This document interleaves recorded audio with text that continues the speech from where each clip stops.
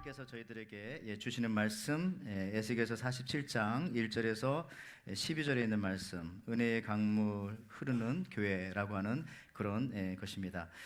여러분, 누워서 떡 먹기보다 쉬운 것이 떡 먹고 눕기, 많이 들어봤죠? 하늘의 별 따기보다 어려운 것은 하늘의 별 달기라고 하는 아재 개그가 있습니다. 여러분, 곰은 사과를 어떻게 먹을까? 베어 먹음. 이거 뭐 영어를 알고 한국말 알아야 되겠죠? 세상에서 가장 팔이 힘이 센 사람은 암스트롱. 암스트롱. 설날에 용돈을 하나도 못 받으면 설거지 해야죠. 설거지. 설의 거지니까. 자, 그 다음에 이게 중요합니다. 아무리 빨리 달려도 앞서가지 못하는 것은 자동차의 뒷바퀴입니다. 여러분, 그렇습니다. 존재가 중요한 것이죠. 뒷바퀴는 뒷바퀴입니다. 아무리 빨리 달려도 앞바퀴보다 먼저 갈 수가 없는 것입니다. 결국 우리 인간이 새롭게 태어나는 방법은 인간 스스로가 무엇을 해서 새롭게 태어날 수 있는 것이 아니라 존재가 바뀌어야 된다는 것입니다. 하나님의 자녀가 될 때야만이 새롭게 태어날 수가 있는 것입니다. 우리 정호승 시인의 시 중에서 윤동주 시집이 든 가방을 들고라고 하는 시가 있습니다. 내용이 이렇습니다. 나는 왜 아침 출근길에 구두에 질펀하게 오줌을 쌓아놓은 강아지 또 한 마리 용서하지 못하는가? 윤동주 시집이 든 가방을 들고 구두를 신는 순간 새로 갈아 신은 양말에 축축하게 강아지의 오줌이 스며들 때 나는 왜 강아지를 향해 이 개새끼라고 소리치지 않고는 견디지 못하는가?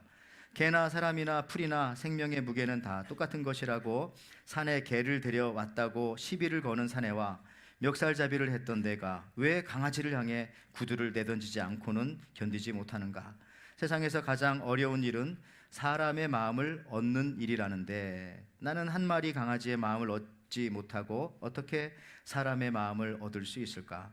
진실로 사랑하기를 원한다면 용서하는 법을 배워야 한다고 윤동주 시인은 늘 내게 말씀하시는데 나는 밥만 많이 먹고 강아지도 용서하지 못하면서 어떻게 인생의 순례자가 될 수 있을까? 강아지는 이미 의자 밑에 들어가 보이지 않는다. 오늘 또 강아지가 먼저 나를 용서할까 두려워라. 2019년 새해 첫 예배입니다. 윤동주 시인의 시집을 가방에 들고라고 하는 제목이지만 그 윤동주 시집 대신에 성경이라고 바꿔보세요. 성경을 손에 들고 가방에 들고 이런 생각해 보면은 참 우리 크리스찬들에게 주는 그런 메시지입니다. 결국 강아지보다 못한 인생이 될까 두렵다는 것이죠. 한 성숙한 인간이 또 한 신앙인이 고통을 쉽고도 재미있게 또 깊이 있게 표현하였습니다. 오늘 이 본문에서도 인간의 고민을 철저하게 느낄 수밖에 없는 한 사람이 오늘 본문에 나옵니다. 그 사람은 바로 에스겔 선지자입니다. 나이가 30살입니다. 그런데 인생이 어렵고 힘든 시간을 지금 보내고 있는 것이죠. 힘든 것은 좋은데 참 이 수치스러운 시간을 지금 보내고 있습니다. 에스겔서 1장 1절 말씀에 보면은 30째 해 넷째 달 초대세에 내가 그발강가 사로잡힌 자 중에 있을 때에 하늘이 열리며 하나님의 모습이 내게 보이니. 하늘이 열리는 이게 멋진 본문입니다만은 그 배경은 그렇지가 않습니다.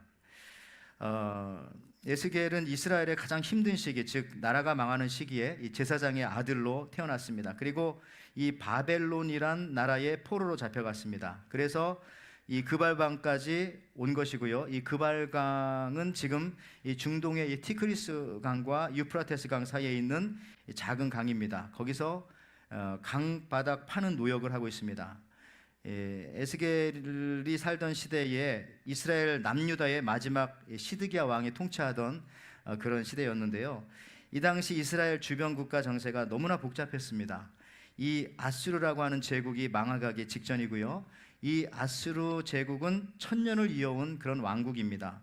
지금 이라크의 그 모술 지역이 바로 그 지역인데요. 지금부터 2600년 전 에스겔이 살던 시대에 아수르와 이집트가 힘을 겨루는 그 상황에 중간에 끼어 있는 이스라엘은 결국 이러지도 못하고 저러지도 못하는 그런 상황입니다. 그런데 그때 아수르 땅의 맨 밑에 있는 작은 도시국가였던 바벨론이 갑자기 성장하더니 결국 이 바벨론이 아시리아를 무너뜨리고 큰 나라가 되고 애굽을 쳐 들어가는 도중에 이 바벨론 왕이 요시아의 동생인 시드기야를 왕으로 세웁니다. 근데 이 시드기야가 한쪽 나라만 이렇게 의지했으면 좋았을 것을 이집트에 조공을 바치다가 또 한 번은 바벨론에 조공을 바치다가 양다리를 걸치다가 결국은 자기를 왕으로 세운 바벨론 왕에게 심판을 받습니다. 그래서 자기가 보는 가운데 눈앞에서 아들을 죽입니다. 그리고 이제 너 볼 거 다 봤다고 해서 두 눈을 인두로 뽑고요. 그리고 벌거벗겨서 바벨론으로 데리고 가는데 그 뒤에 몇몇 귀족들도 같이 굴비를 묶듯이 묶어가지고 이제 끌고 가는 것이죠. 아마 이 시드기야 왕 뒤에는 상류층 사람들이 그 뒤를 따라갔을 것입니다. 그 맨 뒤에 따라갔던 사람들 중에 한 사람이 바로 이 젊은 청년, 이 제사장 에스겔이었던 것입니다. 여러분이 이 에스겔이 얼마나 힘들었겠는가 한번 생각을 한번 해보십시오. 나라가 망하는 시대에 태어나서 제사장 집안에서 제사장 직분도 감당 못하고 또 강바닥을 파내는 준설 작업을 하고 있는데 더 중요한 것은 자기만 믿고 있는 백성들에게 아무것도 도움을 줄 수 없다는 그런 사실들, 수모를 당하고 있는 것이죠.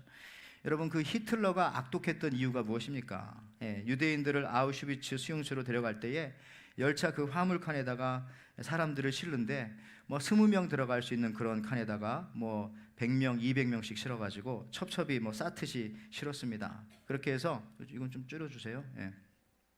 그렇게 해서 뭐 한 3일도 가고 뭐 7일도 가고 그렇게 간 거죠. 그러니까 그 안에서 어떤 일들이 벌어지겠어요. 온갖 배설을 다 하게 되어지고 그러다 보니까 그 전에는 뭐 서로 뭐 랍비님, 목사님, 사장님, 엄마, 아빠, 이모, 삼촌 이런 사람들이 그 안에서 서로 그렇게 일주일을 가게 되니까 인간의 존엄성이라고 하는 것들은 완전히 다 상실되어지게 되어지는 겁니다. 차라리 죽는 게 낫겠다 하는 그런 단계에서 수용소 앞에 오게 되어지면 거기서 이제 그 물로 이렇게 깨끗하게 이제 또 씻겨서 또 고통당하게 하고, 아마 지금 에스겔도 크게 다를 바가 없습니다. 하나님을 믿는 제사장이었지만은 똑같이 수모를 당하고 고통을 겪기에 더 힘들고 아마 더 부끄러웠을 것입니다.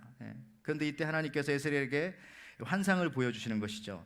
여러분, 사람이 힘들고 어렵고 현실이 견디기 어려울 때 하나님께서는 가끔 그런 분들에게 믿는 자라면은 꿈을 보여주십니다. 그리고 하나님께서 이상을 보여주시기도 합니다. 특별히 어려운 시대를 살았던 에스겔에게 하나님은 다른 선지자들보다 더 많은 환상과 꿈을 많이 보여주셨습니다. 그만큼 어려웠다는 것이죠. 그 시대가. 여러분, 사도 요한 또 반모섬의 이 채석장에서 돌을 가다듬고 이렇게 노동했던 사도 요한이 요한계시록을 어디서 받았는가?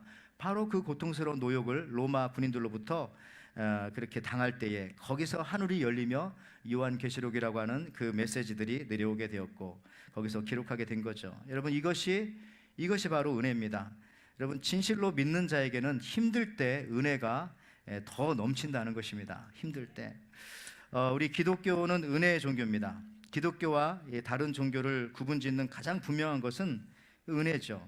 오래전에 영국의 그 에딘버러 대학에서 여러 세계 종교 학자들이 모여서 서로 토론을 하였습니다. 거기서 기독교가 다른 종교와 다른 것이 무엇이냐라고 하는 그러한 주제가 나왔을 때에 이런저런 주장이 나왔는데 그때 기독교 작가였던 이 C.S. 루이스는 말하기를 그것은 은혜다, 그레이스다라고 그렇게 말을 했습니다. 여러분, 저도 이제 미국에 와서 이제 타 종교학을 좀 많이 공부를 했었는데 사실 비슷한 것이 참 많습니다. 이 삼위일체라고 하는 것이 기독교에만 있는 것이 아니고 불교에도 있습니다. 불교에도. 그래서 제가 사는 고향 근처인 태안 마의 삼존 불상이라고 하는 곳이 있어요. 그게 국보잖아요. 네, 거기 가보면은 가운데 이 부처가 딱 있고 양쪽에 또 다른 부처들이. 그리고 여러분들 큰 절 같은 데 가보면은 다 그 가운데 부처가 있고 또 양쪽에 그렇게 부처가 있고 그런 것이죠. 요거는 꺼야 되고 요거는 켜야 되고 그죠? 지금 막 소리가 막 아주 요거는 죽이고 요거는 키우고 좀 부탁합니다. 여러분들은 괜찮으세요? 그렇죠. 조금 좀 줄여주시고 저도 막 구름 속에서 죄송합니다. 요거는 키우고 요거는 죽어주세요. 자, 그래서 예, 좋습니다. 좀 아까보다 훨씬 낫고 더 줄여주세요. 더 줄여주세요. 예, please. 예. 그래가지고 이 불교에도 보면 이 삼위일체라고 하는 그런 좀 좋아요. 그런 것들이 좀 있는데요. 뿐만 아니라 그 재림 신앙, 우리 예수님 모실 거 다시 믿죠. 그런데 이 불교에도 이 재림 부다를 믿어요. 미륵불이라고 하잖아요. 예, 미래에서 올 이런 것들도 있고 이게 다 겹치는 겁니다. 기도는 우리 이 기독교인들이 더 잘하는 줄 알았는데 사실은 저희 이슬람 사람들하고도 이렇게 같이 생활도 해봤지만 그 사람들이 훨씬 더 기도를 많이 해요. 하루에 5번씩. 예. 여러분 이 성육신이라고 하는 개념, 인카네이션이라고 하는 이 개념은 사실 기독교에만 있는 게 아니라 오히려 히랍 신화, 그리스 로마 신화에 나오는 이거 단골 주제입니다. 즉 세계 모든 종교는 다 비슷한 것이 많아요. 깊이 들어가면 깊이 들어갈수록. 그런데 오직 기독교만 가지고 있는 것이 뭐냐? 이것이 바로 은혜입니다. 예, 은혜 없이는 기독교를 말할 수가 없습니다. 은혜가 무엇입니까? 한마디로 은혜라고 하는 것은 이 원인 없는 결과. 세상은 다 인과율에 의해서 이루어집니다. 그런데 이 은혜만큼은 이 원인 없는 결과인 것이죠. 예, 은혜라고 하는 것이 무엇입니까? 예, 더 쉽게 말하면 이 빌리 그레함 목사님의 설명을 빌려서 말씀드리면, 한 번은 이 빌리 그레함 목사님이 한창 부흥사로 이름을 떨치면서 미국 전역을 다니면서 복음을 전할 때의 일입니다. 목사님이 한 번은 그 미국 남부의 한 마을을 직접 차를 타고 몰고 이렇게 운전을 하시다가 경찰에게 속도 위반으로 잡혔습니다. 경찰이 벌금 딱지를 떼주고서는 법원에 출두하라고 그렇게 명령을 했습니다. 그래서 목사님은 바쁜 중에도 법원에 출두를 했습니다. 재판관이 목사님에게 이렇게 말하죠. 속도 위반한 거 인정하십니까? 예, 목사님이 예, 그렇습니다. 재판관이 이렇게 말합니다. 속도 위반에 대한 벌금은 마일당 10불씩 계산해서 10마일 초과하셨으니까 $100입니다 라고 말했습니다. 재판관은 지금 재판하고 있는 분이 빌리 그레함 목사님이라는 것을 또 알게 되었죠. 왜냐하면 그 당시 TV에 다 얼굴이 나오니까요. 그래서 재판관은 목사님에게 이렇게 말했습니다. 빌리 그레함 목사님 맞으시죠? 예, 오늘 속도 위반하신 벌금 제가 대신 내드리겠습니다. 예, 그렇게 하면서 자기 지갑에서 100불짜리 지폐를 꺼내서 벌금을 대신 내주었습니다. 여러분, 이게 은혜입니까? 예, 근데 조금 있다가 판사가 목사님에게 또 이렇게 말합니다. 제가 오늘 점심을 대접하고 싶습니다. 예, 근처에 좋은 스테이크 하우스가 있으니까 같이 나가시죠. 그래서 나가서 이제 점심까지 드셨다는 겁니다. 목사님은 이 이야기를 훗날 자기 설교 간증으로 하면서 이것이 예수 믿는 사람들에게 주어지는 은혜와 같다. 바로 이런 것이다. 주님이 이 예화 속에서 재판관처럼 우리의 죄값을 다 지불해 주시고 거기다가 덤으로 more to follow로 각양 좋은 은사까지 주시는 것입니다. 우리가 지금 은혜 받고 죄 용서함 받고 살지만 그걸로 끝나는 것이 아니라 매 순간마다 하나님께서 저희들에게 귀한 은혜를 지금도 공급해주고 계신 거죠. 오늘 본문에 보면은 성전 문에서 생수의 강물이 시작되어집니다. 에스겔 47장 1절 말씀에 그가 나를 데리고 전 문에 이르시니 전에 앞쪽 문이 동쪽을 향하였는데 그 문지방 밑에서 물이 나와서 동쪽으로 흐르다가 전 우편 제단 남편으로 흘러내리더라. 에스겔 47장 8절에는 그가 내게 이르시되 이 물이 동쪽으로 향하여 흘러 아라바로 내려가서 바다에 이르리니 이 흘러내리는 물로 그 바다의 물이 되살아나리라. 아라바라고 하는 것은 이 사해입니다. 데드시인데 그 물도 살아나게 된다는 거죠. 이 물이 흘러 들어가면. 여러분, 힘든 에스겔에게 하나님께서 비전과 꿈을 주십니다. 그 내용은 성전 문지방에서부터 물이 흘러나기 시작하더니 갑자기 남쪽으로 또 이제 흘러 내려간다. 큰 강을 이루어서 그 말씀하시는 건데, 처음에 흘러서 1,000척쯤 흘렀더니 물이 에스겔이 봤더니 어디까지 닿았어요? 발목까지 닿더라. 그리고 또 1,000척쯤 갔더니 물이 무릎까지 차더라. 여기서 1,000척이라고 하는 것은 500m를 가리킵니다. 그러니까 500m 나갔더니 발목까지, 또 500m 나갔더니 무릎까지, 또 500m를 더 나갔더니 허리까지 그렇게 닿았고요. 그 다음에 또 1,000척 500m를 더 나아가서 2,000m 그러니까 2km까지 나갔더니 이제는 물이 모여서 큰 강이 되어서 물이 흘러 강 주변에 말랐던 나무들이 소성되어지게 되어지고 자기 자신은 이제 더 이상 걸을 수가 없어서 헤엄칠 수밖에 없었다라고 하는 것이 바로 이 에스겔이 본 그런 비전입니다. 근데 저는 이 부분을 보다가 특별히 놀라운 사실을 한 가지 깨닫게 되었습니다. 여러분, 우리 이 강물이 바로 우리 2019년도 우리의 표 은혜의 강물이 흐르는 교회라고 할 때 저 은혜의 강물인 것이 분명합니다. 여러분, 이걸 나에게 하나님께서 더 확신시켜 주셨습니다. 상상을 해보십시오. 지금 에스겔이 제사장입니다. 그러니까 성전에 있는 거죠. 성전에 있는데 가만히 보니까 성전 문지방에서 물이 흘러가기 시작합니다. 이게 무슨 물이지? 물을 따라가 보았어요. 그런데 물이 점점 오더니 내 발목까지 타는 거죠. 물이 흘러가네. 계속 또 따라가 봤죠. 그랬더니 무릎까지 차는 겁니다. 조금 더 가봤더니 허리까지 찬다. 여러분, 이게 무슨 얘기입니까? 지금 에스겔이 달려가는 발의 속도와 이 강물이 흘러가는 이 물의 속도와 어떤 게 더 빠르다는 것이죠? 강물의 속도가 빠르기 때문에 에스겔이 아무리 걸어가고 뛰어가도 자꾸 물이 차오르는 거죠. 저는 이걸 보면서 성도 여러분, 이게 바로 은혜입니다. 물의 속도가 항상 내 발의 속도보다 빠르다는 겁니다. 은혜의 속도가 내가 일하는 속도보다 항상 훨씬 빠르다는 것입니다. 여러분, 은혜가 넘치면은 뭐든지 먼저 하게 됩니다. 뭐든지 빨리 하게 되고요. 여러분, 인사도 먼저 하는 사람이 은혜가 넘치는 사람입니다. 인사도. 여러분, 예배 드리러 오시면서 누가 먼저 인사하셨어요? 은혜가 넘치는 사람이 먼저 인사하게 됩니다. 룻기 2장 3절에서 4절 말씀 보십시오. 룻이 가서 베는 자들을 따라 밭에서 이삭을 줍는데 우연히 엘리멜렉의 친족 보아스에게 속한 밭에 이르렀더라. 마침 보아스가 베들레헴에서부터 와서 베는 자들에게 이르되 여호와께서 너희와 함께 하시기를 원하노라 하니 그들이 대답하되 여호와께서 당신에게 복 주시기를 원하나이다 하니라. 여러분, 여기서 나오는 이 보아스는 어떤 사람입니까? 다윗의 중주 할아버지였죠. 근데 은혜가 넘치는 사람입니다.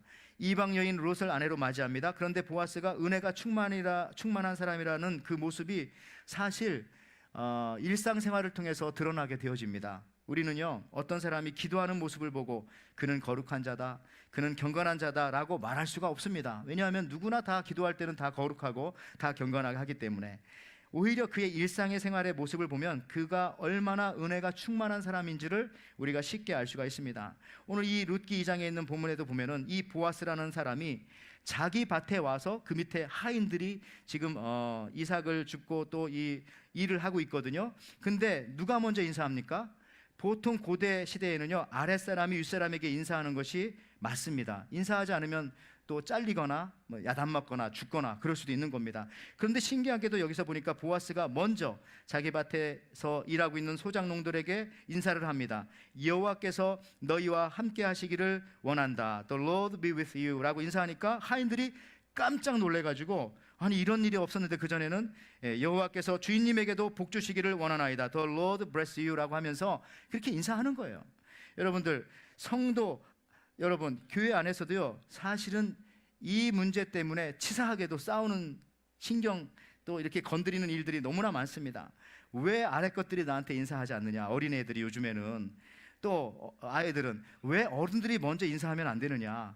먼저 본 사람이 그 교회에 갔더니 뭐 인사도 안 하더라 부터 시작해서, 이게 아무것도 아닌 일 같지만 이런 일들이 참 많이 있더라고요. 우리 교회 말고 다른 교회는. 그래서 여러분, 근데 분명합니다. 은혜 받은 사람이 먼저 하는 겁니다. 인사도 그렇고 무슨 사역도 어떤 일도 오늘 보아스처럼 말이죠.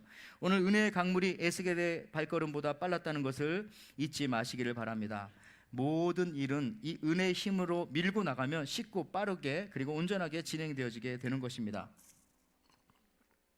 성경에서는 항상 악하고 게으른 종이다 라고 이렇게 세트로 말해요. 악하고 게으르다. 악한 사람이 게으른 사람이고 게으른 사람이 악한 사람이라는 것입니다. 그것이 특히 주의 종이라면 더욱더 그렇습니다. 마태복음 25장 26절을 말씀을 보시면 그 주인이 대답하여 이르되 악하고 게으른 종아, 나는 심지 않은 데서 거두고 해치지 않은 데서 모으는 줄로 내가 알았느냐. 이 무익한 종을 바깥 어두운 데로 내어 쫓으라. 거기서 슬피 울며 이를 갈리라 하니라. 사실 이것을 원어적으로 해석하면 이런 겁니다. 게으른 것들은 필요 없다라고 하는 주님의 아주 준엄한 그런 말씀입니다. 무슨 일을 시키면은 며칠이 걸려도 일이 되어져 있지 않고 몇 달이 걸려도 그냥 그대로인 경우가 우리 뭐 회사나 이런 일들 하다 보면 나타납니다. 그럴 때 얼마나 마음이 참 상해요. 여러분, 이 달란트 비유에서 보면요, 5달란트 또 2달란트 받은 종은 바로 가서 라고 하는 그런 말이 있어요. 마태복음 25장 16절 말씀에 5달란트 받은 자는 바로 가서 그것으로 장사하여 또 5달란트를 남기고. 그런데 한 달란트 받은 사람은 어떻게 하느냐? 마태복음 25장 18절에 한 달란트 받은 자는 가서 땅을 파고 그 주인의 돈을 감춰두었더니 바로 가지 않았습니다. 그냥 간 겁니다. 언제 갔는지도 모르겠어요. 예, 그냥 간 것뿐입니다. 여기서 차이가 나는 것이죠. 은혜를 경험한 사람들은요, 주의 일에 빠르게 임할 수밖에 없습니다. 말씀을 듣고 바로 가서 실천하고 준행하고 그 일들을 이루어내는 것이죠. 은혜가 그를 억지로가 아니라 자발적으로 기쁘게 이끌어 가기 때문에 그 일이 그렇게 행복하고 즐겁고 온전하게 이루어지는 거죠. 왜? 은혜의 강물은 항상 내 발보다 빠르게 움직이기 때문에. 여러분, 오늘 본문 말씀을 우리는 그동안 신앙생활하면서 여러분들 많이 들었을 것입니다. 물이 흘러서 발목까지 찼다. 이것을 우리는 흔히 이제 발목신앙이라고 그렇게 말을 부르죠. 제가 있었던 그 시카고 그 위스콘신에서 2시간 정도 운전해서 오시는 어떤 여 집사님이 계셨습니다. 자기가 운전하지 못하고 남편이 이제 운전해가지고 모셔다 주시는데, 남편분은 교회를 안 와요. 그러니까 주차장에서 한 뭐 예배 끝날 때까지 어떤 때는 뭐 2시간씩 이렇게 기다리고 3시간씩 기다렸다가 그렇게 다시 돌아가는 거죠. 그것이 뭐 한두 주가 아니라 2년 동안을 그렇게 했다고 합니다. 그래서 목사님이 가서 물어봤죠. 여기서 왜 이러고 계십니까? 예, 들어오세요. 한 번이라도 오셔서 부담 없고, 우리는 뭐 소개하고 이런 거 없으니까 그냥 뒷자리에 앉았다가 그냥 조용히 나가시면 돼요. 그렇게 하세요 라고 했더니 이 남편분이 하시는 말씀이 이렇게 말했대잖아요. 아니, 한 번 들어갔다가 발목 잡힐까 봐 못 들어갑니다. 예? 여러분들, 그래서 이 발목 신앙도 무시 못하는 거예요. 우리가 앞으로 사실 우리 초청전도주일 2-3주 전에 했지만은 발만 한번 들여놓아 보라는 거잖아요. 그래서 발목 초청전도주일입니다. 한번 발목 잡아보는 거죠. 잡혀서 있으면 있는 거고, 뭐 안 잡히면 또 한번 다른 쪽 발목도 잡아보고 그러는 건데요. 여러분들, 이 발목 신앙 그런 거고요. 이제 물이 조금 더 닿아서 무릎까지 왔어요. 무릎 신앙은 뭐 기도로 이제 슬슬 나가기 시작하는 것이고요. 그 다음에 물이 점점 올라차니까 허리까지 차게 되어집니다. 이 허리 신앙, 허리까지 은혜의 강물이 잠긴다는 것은 이런 뜻이죠. 내가 이제는 내 힘이 전부가 아니라 하는 것을 슬슬 느끼기 시작합니다. 아, 내가 하는 것이 아니구나. 뭔가 다른 힘이 나를 이끌어 가시는구나라는 것을 온전하진 않지만 슬슬 깨닫게 되어지는 것이죠. 그래서 그 힘이라고 하는 존재에 대해서 깨닫게 되어집니다. 왜냐하면 여러분, 말씀드렸지만 힘은 이 배와 허리에서 나오기 때문에 우리 모든 스포츠 선수들도 다 허리에 벨트를 하듯이, 아, 힘이 물이 여기까지 차니까 내 힘이 전부가 아니구나, 무엇인가 다른 힘이 작용하고 있구나 라는 사실들을 깨닫게 되어집니다.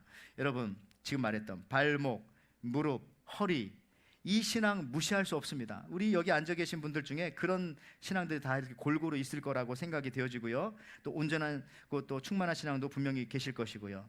그런데요, 온전히 내 몸을 100% 은혜에 맡겨야 되는 것이 옳습니다. 거기를 향해서 우리가 지금 계속 나가는데, 자, 이 세 가지의 공통점이 뭘까요? 발목, 무릎, 허리까지 물이 찼을 때의 공통점은 아직도 발이 땅에 붙어 있다는 겁니다. 근데 이 물이 허리를 지나서 이 여기 공기주머니, 허파까지 올라오기 시작하면 그때부터는 발이 슬슬 뜨기 시작합니다. 그죠? 예, 그 다음에 올라가면 이제 그 다음은 이제 발이 완전히 땅에 닿지 않게 되는 것이죠.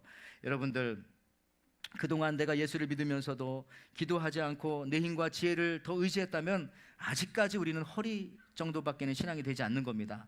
물론 그것도 무시하지는 않겠습니다만은 그런 분들은 지금 많은 부분 내 힘에 의지하여서 서 있는 것이죠. 그러나 우리가 온전히 또 내 삶을, 내 가족을, 내 자식을, 내 교회를 주님께 맡길 때 그 은혜의 물결이 우리를 온전히 이끌어가는 겁니다. 내가 뛰어가는 것보다, 내가 달려가는 것보다. 여러분들, 이런 은혜로 2019년도 한 해를 사시기를 바랍니다. 이 은혜의 물길에 여러분들의 몸을 온전히 맡기시기를 바랍니다. 여러분, 세상에서 가장 많이 남는 장사는 은혜의 장사입니다. 은혜. 여러분, 어떤 경제 법칙도 은혜의 법칙을 능가할 수가 없습니다. 글쎄, 뭐 세상에서 이윤을 남기면 몇 배나 남기나요? 뭐 2배, 3배면 많이 남기나요? 우리 하와이에서 어떤 분들 뭐 50만 불짜리 집을 샀는데 뭐 몇 년 지났더니 80만 불이 되었다. 너무 좋아하시죠? 뭐 100만 불이 되었다. 50만 불짜리 샀는데 막 기절하려고 하시지만은 사실은 따져보면 몇 배입니까? 2배밖에 안 되네요. 2배. 예. 그런데 여러분들, 은혜는 어떻습니까? 은혜는 항상 몇 배부터 시작한다고요? 30배, 60배, 100배 이렇게 나가잖아요. 이게 은혜의 법칙입니다. 정말 놀랍죠? 예. 은혜의 법칙으로 나타나는 현상들은 성경에 너무너무 많아요. 예를 들어서 사무엘상 14장에 보면은요, 3만 6천 명을 600명의 믿음의 사람들이 가서 싸워서 승리했습니다. 또 여러분, 기드온 얘기도 아시죠? 기드온 300명의 군사가 13만 5천 명을 상대로 승리했습니다. 이건 몇 대 몇인지도 계산도 안 됩니다. 그리고 여러분들 신약에 오면은 물고기 2마리 또 떡 5개, 간단히 말하면 어린아이가 가지고 있었던 아이 도시락입니다. 그냥 이거 키즈밀이에요. 키즈밀. 이걸 가지고 몇 명이 먹었습니까? 남자만 5천 명이니까 한 가족 4명, 2만 명이 먹었다는 거죠. 1대 2만의 법칙이 성립되는 겁니다. 여러분, 이게 은혜의 법칙입니다. 여러분, 이게 얼마나 대단한 거예요. 그러니까 은혜의 물결에 우리의 모든 것을 맡기기만 하면은 엄청난 하나님의 은혜와 축복들이 우리 상상할 수 없을 정도로 나온다는 거죠. 여러분, 제가 하와이에 와서 이 은혜의 물줄기를 정확하게 보았던 곳이 있습니다. 그것은 바로 북쪽에 가면은 터를 비치라는 곳이 있습니다. 거북이들이 거기서 저기 살고 있는데, 그 터를 비치에 거북이가 한 몇 마리 정도 살까요? 예. 몇 마리 정도 터를 비치에 거북이가 살까요? 예. 어떤 분들은 그러더라고요. 그 관광객들을 모으려고 그 주변에 사는 사람들이 거북이를 한 10마리 정도 훈련시켜가지고 거기서 이제 풀어놓은 것이다라고 하는데, 그거 아닙니다. 그거는 분명히 아니고요. 거기 갔더니 생태학자들을 좀 만나게 되었습니다. 이렇게 티셔츠를 입고 연구하더라고요. 그래서 물어봤더니 하는 말이 한 600마리에서 800마리가 지금 우리 오아후 섬 주변에 살고 있고, 바로 위에 있는 카와이 섬을 이렇게 오가면서 그렇게 먹고 살고 있대요, 거북이들도. 그런데 이 거북이들이 이제 저녁 때쯤 되면 무트로 올라오는데, 왜 무트로 올라옵니까? 올라와서 이끼를 먹으려고, 바위에 있는 그 이끼를 먹으려고 이렇게 올라오는 겁니다. 근데 제가 자세히 봤죠, 4년 전에. 근데 거북이가 30cm 올라오는데 얼마나 걸릴까요, 시간이요? 30분 걸리더라고요. 30cm 올라오는데. 저는 처음에 죽은 줄 알았어요. 그렇지만 죽진 않았고 오는데, 그런데 조금 있다가 이제 저녁이 좀 깊어지니까 바닷물이 물결이 바뀌면서 이렇게 몰아치더라고요. 근데 바닷물이 한번 싹 밀어주니까 거북이가 3초에 한 3m 오더라고요. 쭉 이렇게. 저는 깜짝 놀랐어요. 아, 이게 바로 은혜의 물결에 몸을 맡기는 거구나. 자기 혼자 애썼을 때는 30cm 오는데 30분 걸렸는데 3초 만에 3m 오니까, 아, 그래서 거북이가 올라와서 저 이끼를 먹고 가는구나 라고 그렇게 생각을 하게 되었죠. 여러분들, 은혜의 강물이 흘러가면은 그 주위에 있는 것들이 소성하게 되어집니다. 8절과 오늘 본문 9절 말씀해 보니까, 그가 내게 이르되 이 물이 동쪽으로 향하여 흘러 아라바로 내려가서 바다에 이르리니 이 흘러내리는 물로 그 바다의 물이 되살아나리라. 이 강물이 흐르는 곳마다 번성하는 모든 생물이 살고 또 고기가 심히 많으리니 이 물이 흘러 들어가므로 바닷물이 되살아나겠고 이 강이 이르는 각처에 모든 것이 살 것이며 라고 그렇게 말하고 있습니다. 여러분, 은혜의 물줄기에 내 몸을, 내 삶을, 내 생명을 맡기면 그때부터 소성하게, 리프레시라고 성경에 나오는데요, 소성하게 되어집니다. 다시 살게 되어집니다. 은혜의 강물이 우리를 이끌고 가면 그때부터는 피곤하지가 않습니다. 피곤한 거, 이거 좋은 것이 아닙니다. 은혜의 강물에 이끌려가면 여러분 피곤하지가 않아요. 성가대를 하고 찬양팀을 하고 교회 봉사를 해도 피곤하지가 않다는 거죠. 피곤한 게 왜 피곤한지 아세요? 은혜가 없을 때 나타나는 첫 번째 현상이 피곤한 겁니다. 정말 피곤하다. 피곤함이 몰려오기 시작합니다. 여러분, 연애하는데 피곤한 적 있어요? 연애하는 사람들은 안 피곤하더라고요. 밤새 같이 있다가 또 새벽에 또 전화하고 일어났냐고 그렇게.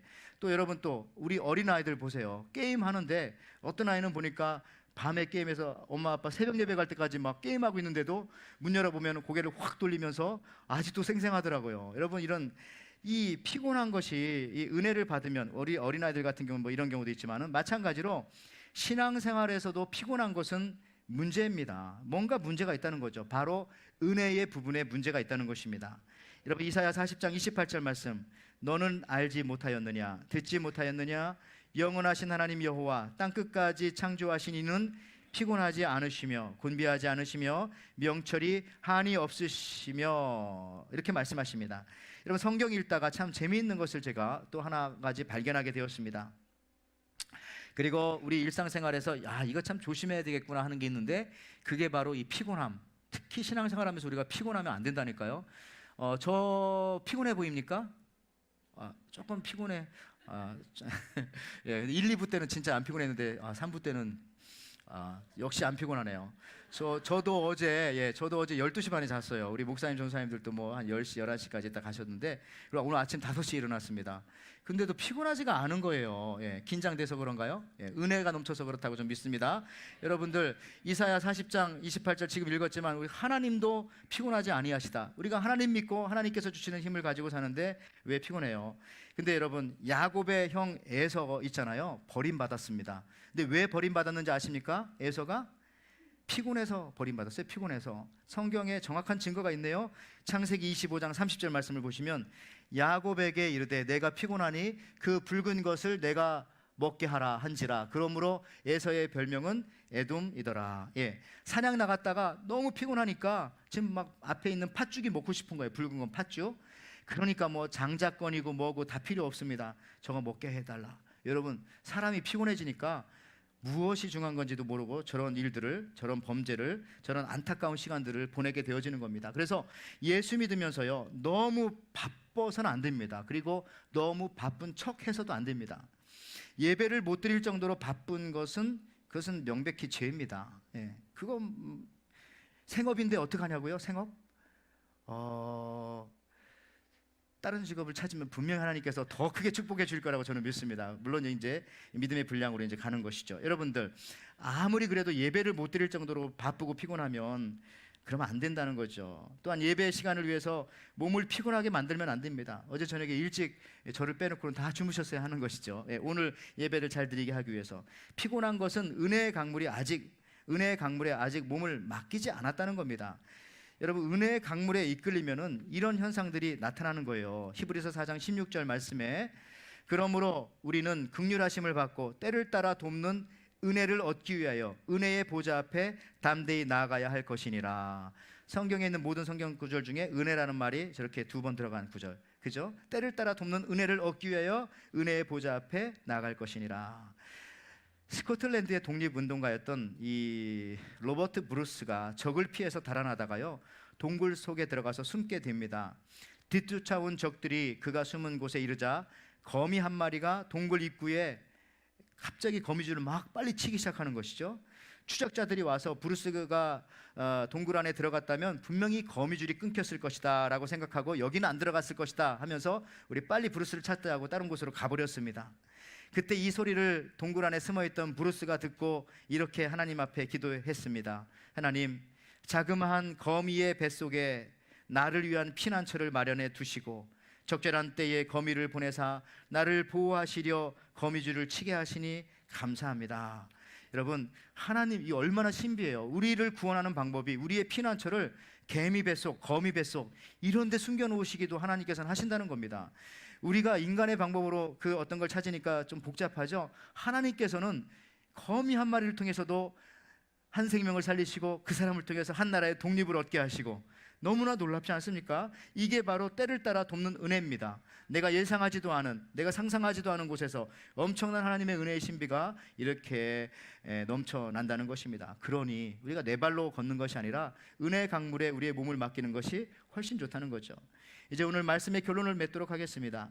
오늘 말씀 본문 중에 다시 한번 마지막 구절, 에스겔서 47장 9절 말씀에, 이 강물이 이르는 곳마다 번성하는 모든 생물이 살고 또 고기가 심히 많으리니 이 물이 흘러 들어가므로 바닷물이 되살아나겠고 이 강이 이르는 각처에 모든 것이 살 것이며. 그렇습니다.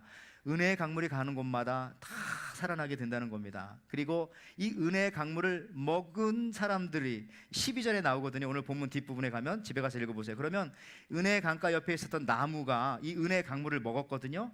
그 나무의 잎사귀마다 다 약초가 된다, 그렇게 말했습니다.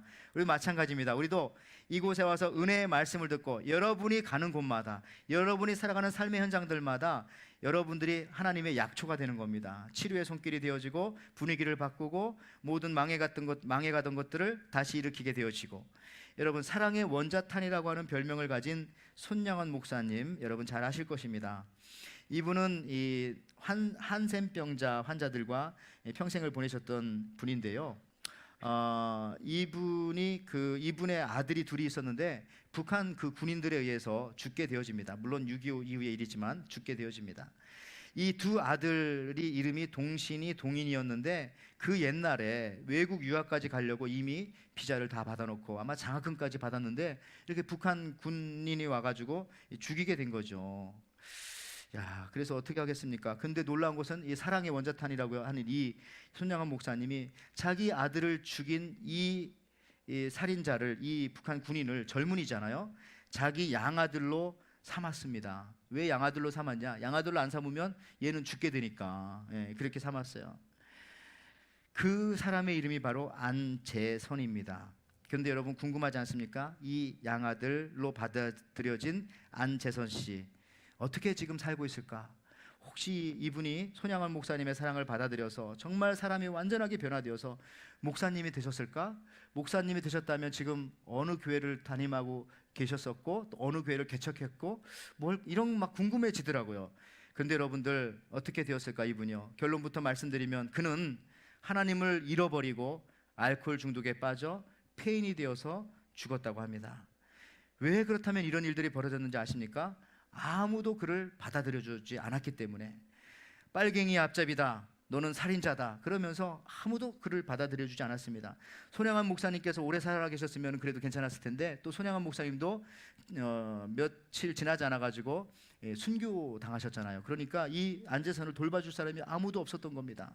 여러분들, 은혜의 강물에 젖어 있는 사람이 그 주위에 한 사람만 있었어도 그 동네에, 그 교회에 은혜의 강물만 더 흘러넘쳤을지라도 이 안재선 같은 사람이 하나님의 훌륭한 일꾼이 될 수 있었거든요. 왜냐하면 신약 성경에 보니까 스데반이 죽는 자리에 누가 있었습니까? 사도 바울이 있었잖아요. 근데 사도 바울이 가장 위대한 사도가 된 것처럼 그럴 가능성이 있는 사람이었는데 그렇게 되지 못하고 결국은 죽게 되었다는 것입니다. 여러분, 말씀을 마무리하면서 우리 에덴교회가 이러한 은혜의 강물이 흐르는 교회가 되기를 원합니다. 성전에서 말씀의 강수가, 성령의 강물이, 또 은혜의 강물이 흘러가길 원합니다. 그래서 성전에서 느끼는 은혜보다 성전에서 여러분 지금 멀리 있죠? 가면 갈수록, 멀어지면 멀어질수록 은혜의 강물이 더 깊어져서 여러분의 집에 더 큰 은혜가 넘치기를 바랍니다. 또 한 가지 잊지 말아야 할 것은 은혜의 강물에 여러분 온전히 여러분의 몸을 맡기시기를 바랍니다. 여러분의 인생을, 여러분의 삶을, 특별히 우리 2019년도를 은혜의 강물에 맡기시기를 바랍니다. 은혜의 속도가 내가 뛰는 속도보다 빠르다는 것을 아시고 온전히 이 은혜의 강물을 의지하여 올 한 해를 살아가실 때에 여러분의 삶이 더욱더 소성케 되어지고 되살아날 것이며 새롭게 되어질 것이며 피곤하지 않게 될 것이며 풍성한 열매가 여러분들의 가정과 여러분들의 삶 속에 충만히 맺히시기를 주님의 이름으로 이 시간 축원을 드립니다. 아멘.